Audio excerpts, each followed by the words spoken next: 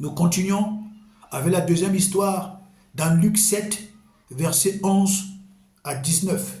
Luc 7, verset 11 à 19.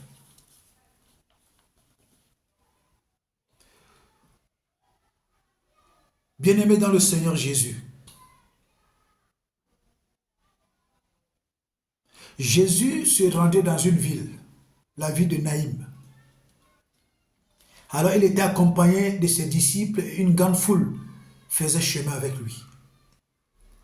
La Bible nous dit qu'à l'entrée de la ville de Naïm, il y a un cortège funéraire qui arrive. C'est une veuve qui a perdu son fils unique. Et on partait l'enterrer. On partait l'enterrer. C'est-à-dire que les gens ont tout fait. La médecine a essayé. La tradition a essayé. On a tout fait. Mais cet enfant était mort. Décédé. Les hommes sont limités dans nos vies. Alléluia. Mais Jésus n'est pas limité dans nos vies. Et alors, la Bible dit que Jésus s'est approché du corps. Jésus s'est approché du corps. Jésus était comment? Ému de compassion. Quand il a regardé cette veuve qui avait juste son fils unique qui est décédé. La Bible dit que Jésus était ému de compassion. Ému de compassion, Jésus dit que ce n'est pas possible. Le seul fils de cette femme, regarde comment elle souffre. Regarde comment elle pleure. Regarde comment son cœur est meurtri.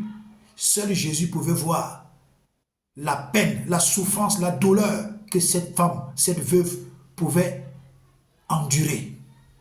Les autres ne pouvaient que lui dire, Assia, vraiment on compatit. Vraiment mes condoléances. Non, laisse, c'est Dieu qui a repris. Laisse vraiment. C'est tout ce que les hommes savent faire. C'est tout. Parfois même ceux qui viennent te dire Assia, il y a plein de moqueries dedans. Plein de moqueries, plein d'insultes. Dans leur façon de te consoler, ils t'insultent. Dans leur façon de te consoler, ils te méprisent. Dans leur façon de te consoler, ils sont en train de te cracher dessus. Un semblant de soutien plein d'hypocrisie diabolique. C'est la même chose que la veuve qui avait perdu son fils unique subissait. Et Dieu merci, sur le chemin où ils partaient déjà au cimetière, ils ont rencontré le chemin, ils ont rencontré Jésus. Ils ont rencontré Jésus. Maintenant, lisons à partir du verset 14. Il est écrit, il s'approcha et toucha le cercueil. Ceux qui le portaient s'arrêtèrent. Il dit, jeune homme, je te le dis, lève-toi. Et le mort s'assit et se mit à parler. Jésus le rendit à sa mère. Alléluia. Jésus a touché le cercueil. Et Jésus a dit, jeune homme, lève-toi. La parole de Dieu déclare que le mort s'est levé. Il s'est assis et il a commencé à parler.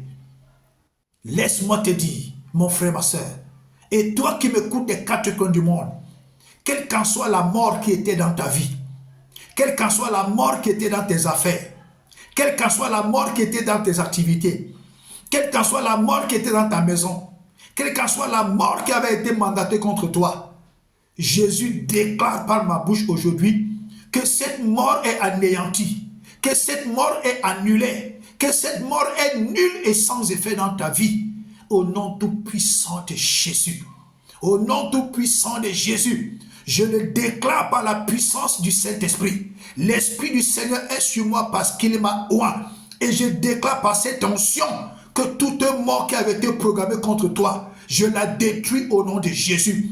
Toute mort physique, toute mort spirituelle, toute mort financière, toute mort matérielle, toute mort professionnelle, toute mort sentimentale, toute mort des entrailles, toute mort des voyages, toute mort qui avait été programmée contre toi, je la rends nulle et sans effet. Je la détruis et je l'évacue de ta vie par la puissance du Saint-Esprit au nom tout-puissant de Jésus-Christ de Nazareth. Aucune mort n'a le droit de te toucher. Aucune mort programmé, mandaté par Satan et son royaume, par ses serviteurs, par ses agents, d'une manière ou d'une autre, quelle qu'en soit la mort, même si elle a été mandatée depuis le père fondateur de vos familles, même si ce sang était même si cette mort était dans ton ADN, j'envoie la puissance du Saint-Esprit, j'envoie le feu de Dieu, j'envoie le sang de Jésus, que cette mort soit paralysée, que cette mort soit détruite, que cette mort soit broyée, que cette mort soit écrasée, que cette mort sorte de ta vie et ça n'aille avec ordre maintenant dans les lieux arides, dans le nom puissant de Jésus.